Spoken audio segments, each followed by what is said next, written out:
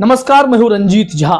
क्या राहुल गांधी को 2024 में रोकने के लिए मोदी सरकार कोई भी समझौता करने के लिए तैयार है? पहला सवाल है। दूसरा सवाल भी ध्यान से सुनिएगा। अचानक से भाजपा सरकारों के प्रति सुप्रीम कोर्ट का रुख नरम क्यों पड़ता जा रहा है? तीसरा सवाल, क्या किरण रिजिजू को कानून मंत्रालय से हटाया गया यह कोई बीजेपी की महासाजिश का हिस्सा है? कोई बड़ा प्लान चल रहा है जिसके चलते यह फैसला लिया गया है?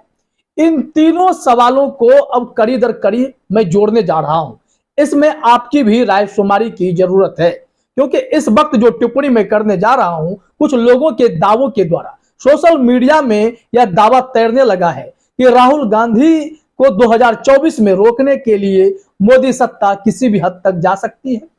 यह भी दावा किया जाने लगा है किरण रिजिजू को हटाए जाने के पीछे भी कहीं ना कहीं मोदी सरकार की 2024 वाली बड़ी सियासत काम कर रही है, बड़ी प्लानिंग काम कर रही है। तीसरी बात, सुप्रीम कोर्ट की नरमी के पीछे भी क्या किरण रिजिजू को हटाए जाने पर बन गई सहमति है?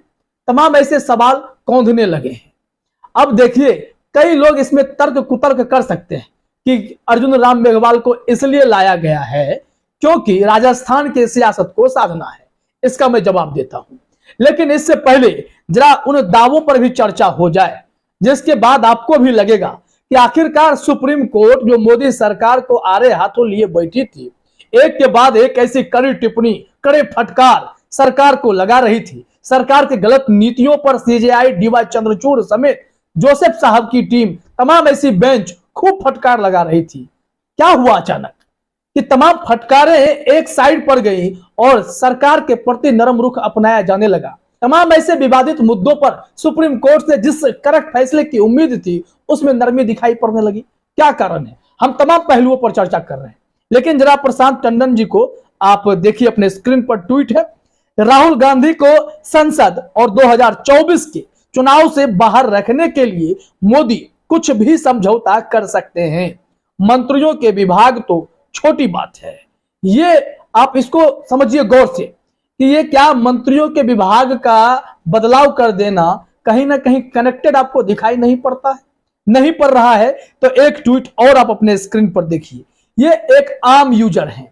हमने कुछ लोगों के बस मन की बात जो है, वो सवाल जो है, उन्हें आपके सामने रखने की कोशिश की है। इसलिए मैंने कहा कि आपके राय की भी हमें सख्त जरूरत है। आप भी टिप्पणी कीजिएगा। एक सुप्रीम कोर्ट पर ही निशाना साधते हुए सवाल किया है बाबा निराला है, काशीपुर वाले, अब इनकी आईडी है। इन्होंने ट्वीट में लिखा, शिवसेना केस में इन्होंने कौन सा तीर मारा? इन्होंने कह दिया कि ठीक है, बीजेपी समर्थित सरकार गलत है और गलत तरीके से बनाई गई है, लेकिन हम दोबारा उद्धव ठाकरे को मुख्यमंत्री नहीं बना सकते क्योंकि उन्होंने इस्तीफा दिया है। यह कौन सी थ्योरी है? जब सुप्रीम कोर्ट ने देखा कि अनैतिक तरीके से सरकार बनी है, वो ज्यादा भारी वजनदार गलती है या उद्धव ठाकरे का इस मजबूरी में फजीहत से बचने के लिए इस्तीफा दे देना बहुत बड़ी गलती है। सुप्रीम कोर्ट इस मामले में लगातार फटकार लगाते रहा और बाद में फैसला शिंदे गुट की तरफ आ गया। आखिर ऐसा क्यों हुआ है? इस सवाल का जवाब ढूंढना पड़ेगा।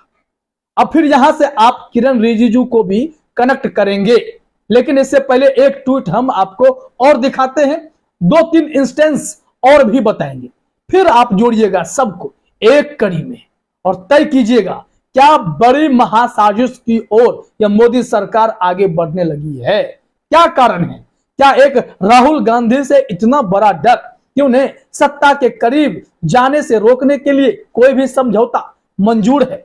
कर्नाटक में जो दम राहुल गांधी ने दिखा दिया, कांग्रेस की मेहनत ने जो ताकत दिखाई है, उसके बाद मोदी सत्ता की नींद उड़ी हुई है। थालेस पाठक ने एक ट्वीट किया है, वो भी जरा आप अपने स्क्रीन पर देखिए। The verdicts appear to be strict, but surprisingly action against defaulters seems missing. So his judgments are like moral science classes. When SEBI talks of no investigation, the liars were not penalized. What happened in Maharashtra was wrong, but no action to set it right. अब जरा देखिए इन सब मामले में क्या हो रहा है। इन्होंने कहा कि आपको देखने में लग सकता है कि सुप्रीम कोर्ट के फैसले कितने वजनदार हैं, कड़क हैं, लेकिन उनके सिर्फ फटकार कड़क हैं, फैसले की घड़ी आई है तो सुप्रीम कोर्ट की नरमी दिखाई पड़ने लगी है। इसमें देखिए डिफॉल्टर्स के मामले में जितने भी डिफॉल्टर्स हैं, इसमें जजमेंट जो भी सुप्रीम कोर्ट का आता है वो लगता है कि एक नसीहत देते हुए बस जजमेंट है, मोरल साइंस टाइप का। इसके अलावा सेबी ने कहा कि हमने अडानी के केस में 2016 से कोई जांच नहीं की है, जबकि मोदी सरकार ने कहा कि हाँ सेबी ने जांच की है। कौन गलत कौन सही, यहां भी सुप्रीम कोर्ट के सामने इतने बड़ी गलती का खुलासा हो गया, इतना बड़ा खेल चल रहा है, बावजूद इसके सुप्रीम कोर्ट ने उन लोगों को कोई पेनल्टी नहीं दी, कोई सजा नहीं हुई, सेबी पर कोई एक्शन नहीं हुआ, उलट उन्हें 3 महीने का अतिरिक्त वक्त दिया गया कि आप अडानी मामले में जांच करते रहिए, फिर 3 महीने बाद आएंगे और यह 6 महीना हो जाएगा। महाराष्ट्र के मामले में हमने आपको पिछले ट्वीट में ही बताया कि सब कुछ गलत लगा सुप्रीम कोर्ट को, लेकिन उन्होंने फैसला शिंदे गुट की तरफ दिया। यह कौन सी थ्योरी है, इस पर भी तो जवाब आने चाहिए। वहीं सीबीआई डायरेक्टर प्रवीण सूद की नियुक्ति पर मोदी सरकार की हां में हां मिलाते सुप्रीम कोर्ट नजर आया, जबकि विपक्ष इसका विरोध कर रहा था। यह सब अचानक से जो नरमी आने लगी है, इससे पहले कुछ कड़क फैसले भी आप देखिए।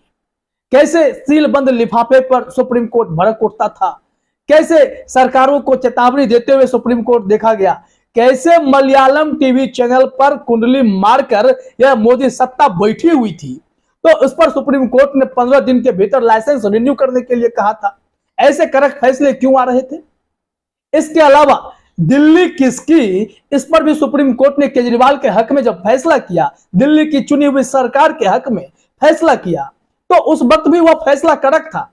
लेकिन अचानक से ऐसा क्या हुआ कि एक के बाद एक फैसले, अडानी के मामले में वक्त दिया जा रहा है, महाराष्ट्र के मामले में सब कुछ फटकार लगाकर शिंदे गुट के हक में फैसला दिया जा रहा है, सेबी को कुछ कहा नहीं जा रहा है। सुप्रीम कोर्ट ने द केरला स्टोरी को बंगाल में रिलीज करने का ऑर्डर जारी किया, बावजूद इसके फिल्म के मेकर्स ने स्वीकारा कि उन्होंने 32,000 वाला प्रोपेगेंडा फैलाया था। इसका कोई प्रमाण नहीं है। अभिषेक मनु सिंह भी कपिल सिब्बल ने जोरदार दलीलें रखी, बावजूद इसके हरीश साल्वे की स्वीकार्यता के बावजूद भी सुप्रीम कोर्ट ने कहा कि फिल्म को रिलीज कीजिए। आखिर झूठा प्रपंच रख के सस्ती पब्लिसिटी के जरिए इस फिल्म का प्रचार प्रसार किया गया और यह फिल्म लोगों को गुमराह तक कर रही है। बावजूद इसके यह फिल्म अगर जारी कर देने का, रिलीज कर देने का ऑर्डर सुप्रीम कोर्ट दे रहा है तो इसके क्या मायने हैं? ये सारे निर्णय क्या कहलाते हैं? क्या अब यहां पर आप किरण रिजिजू को जोड़ना नहीं चाहेंगे? ऐसी चर्चा होने लगी है सोशल मीडिया में, क्या एक सहमति बनी है? मैं अदालत पर टिप्पणी नहीं कर सकता, लेकिन क्या एक सहमति बनी है कि सीजेआई के साथ किरण रिजिजू का बहुत बड़ा टकराव चल रहा था। सुप्रीम कोर्ट के जजों पर बहुत ही भड़काऊ टिप्पणी किरण रिजिजू करते नजर आ रहे थे कानून मंत्री रहते हुए। ऐसे में उन दोनों के बीच जो बढ़ती टकराहट थी, और उसके बाद सुप्रीम कोर्ट इसी गुस्से में डीवाई चंद्रचूड़ हो या फिर अलग अलग जज हो कड़े फैसले ले रहे थे, कड़ी फटकार लगा रहे थे, जिससे मोदी सत्ता की बार बार किरकिरी हो रही थी। तो क्या एक आम सहमति बन गई? किरण रिजिजू को कानून मंत्रालय से अलग कर देते हैं, इधर सुप्रीम कोर्ट का रुख थोड़ा नरम पड़ जाएगा। अगर आप कड़ियों को जोड़ेंगे तो ऐसा ही कुछ आपको मालूम पड़ेगा। हाँ, कुछ लोग जरूर मुझे कहेंगे कि राजस्थान की सियासत को साधने के लिए किरण रिजिजू से कानून मंत्रालय छीनकर अर्जुन राम मेघवाल को दे दिया गया। अब जरा भैया हमें आप ये बताइए, कानून मंत्रालय से राजस्थान की सियासत कैसे साधी जाएगी जब अर्जुन मेघवाल पहले से संसदीय कार्य मंत्री और कुछ अलग विभाग को देख रहे थे? इसमें कोई लॉजिक हमें नजर नहीं आता है। राजस्थान की सियासत में बीजेपी जरूर फंसी हुई है, पार्टी के अंदर गुटबाजी है। वसुंधरा राजे चाहती है कि उनके चेहरे पर चुनाव हो, और जो सतीश पूनिया और गजेंद्र सिंह शेखावत का गुट है वो चाहता है कि मोदी जी के चेहरे पर चुनाव हो। वसुंधरा राजे चाहती है कि मुझे सीएम फेस घोषित कर दिया जाए, लेकिन सतीश पूनिया कहते हैं बाकी राज्यों में जैसे चुनाव लड़ते हैं वैसे ही लड़ा जाएगा। तो यहां पर उनकी लड़ाई कुछ अलग लेवल की है। यहां मुद्दा यही है, क्या राहुल गांधी का जो मामला पेंडिंग है वो मामला जब दूर तक जाएगा, यानी कि हाई कोर्ट तक में तो राहत नहीं मिली है ना राहुल गांधी को, अब राहुल गांधी के पास सुप्रीम कोर्ट जाने का विकल्प है। सुप्रीम कोर्ट में जब वो जाएंगे, क्या उनके हक में फैसला आ सकता है? क्योंकि मोहम्मद फैजल का जो मामला लक्षद्वीप वाला था उसमें भी मोदी सत्ता, लोकसभा सचिवालय कुंडली मार के बैठा हुआ था, जबकि हाईकोर्ट ने उनके दोष सिद्धि पर रोक लगाई थी और फिर उनको कहा था कि आपकी सदस्यता बहाल कर दी जानी चाहिए, लेकिन लोकसभा सचिवालय चक्कर लगवा रहा था। उस वक्त सुप्रीम कोर्ट का रवैया काफी सख्त था और जैसे ही लक्षद्वीप के सांसद मोहम्मद फैजल वहां पहुंच गए, सुप्रीम कोर्ट सुनवाई का दिन था, लोकसभा से आदेश जारी हो जाता है, नोटिफिकेशन जारी होता है, अरे आप तो सांसद हैं, बहाल कर दी गई है आपकी सांसदी। तो उस वक्त तक सरकारों को डर लग रहा था, उनकी तानाशाही पर ब्रेक था, लेकिन अचानक से जब फैसले नरम पड़ने लगे तो फिर जरा सोचिए कि क्या से क्या हो रहा है। जब राहुल गांधी का मामला कोर्ट में पहुंच जाएगा और वहां राहुल गांधी को अगर इंसाफ नहीं मिलता है तो इन तमाम दावों पर मुहर भी लग सकती है। ऐसे दावे जो सोशल मीडिया में तैरने लगे हैं, तो क्या राहुल गांधी को वाकई में रोकने के लिए ही इस तरीके के हथकंडे अपनाए जा रहे हैं ताकि सुप्रीम कोर्ट से फटकार तो लग जाए, लेकिन जब फैसले की घड़ी आए तो फैसला संतुष्ट कर देने वाला ही आए, जिसमें सत्ता भी खुश और विपक्ष इस बात से खुश हो जाए कि अरे उनको फटकार तो लग गई। क्या ऐसे हम अपने न्यायपालिका को, लोकतांत्रिक व्यवस्था को जीवित रख पाएंगे? आपके विचार की जरूरत है, जरूर सोचिएगा और बताइएगा क्या ऐसे दावे जो किए जा रहे हैं वो उसमें दम है या फिर इसे आप कोरी अफवाह या फिर निराधार मानते हैं, बताइएगा जरूर। फिलहाल इस वीडियो में इतना ही। आप सभी का हमसे जुड़ने के लिए बहुत बहुत धन्यवाद।